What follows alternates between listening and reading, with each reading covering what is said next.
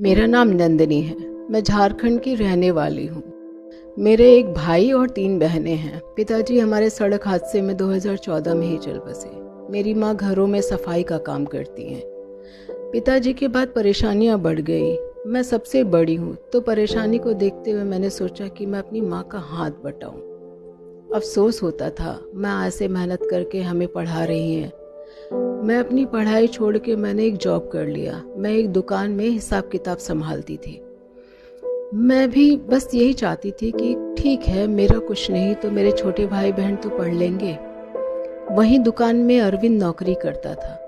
बस मैं बहक गई, पर मैं चाहती थी कि पहले भाई बहन की पढ़ाई कंप्लीट हो जाए। मुझसे छोटी बहन बीए कर रही थी। वो मुझसे इस बात को लेकर परेशान ही रहता था।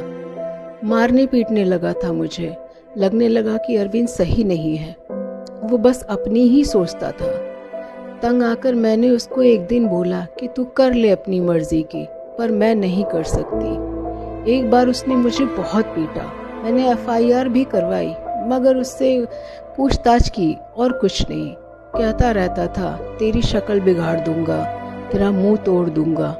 बहुत गंदी गंदी बातें करता था। मेरी बहनों को लेकर भी उल्टी सीधी बातें करने लगा था। मैंने दूर होना शुरू किया, पर एक दिन रात को जब हम सब खाना खाते हुए टीवी देख रहे थे, किसी ने दरवाज़ा बजाया।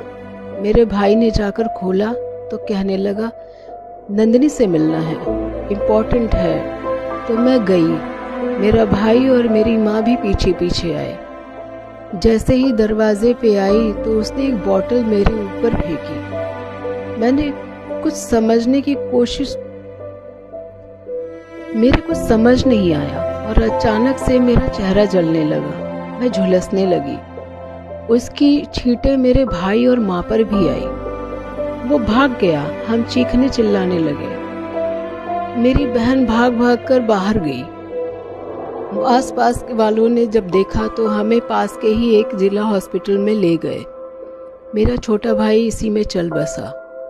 मेरा 6 महीने तक इलाज चला। 2 महीने बाद जब मैंने अपने आप को देखा तो मैं खुद डर गई थी।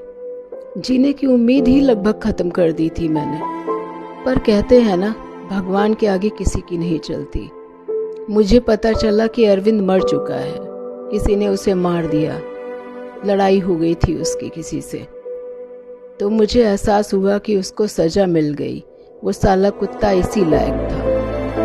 अब मैं घर पर ही रहती हूँ, माँ का ध्यान रखती हूँ। मेरी बहनें ट्यूशन पढ़ाती हैं। मैं अब सिलाई का काम करती हूँ। अब हमारी ज़िंदगी पीछे तो हो गई है, मगर चल जरूर रही है। भगवान सबके साथ है। और थैंक्स टू अभिनंदन ग्रुप कि उसने मुझे और मेरे परिवार को बहुत हेल्प किया।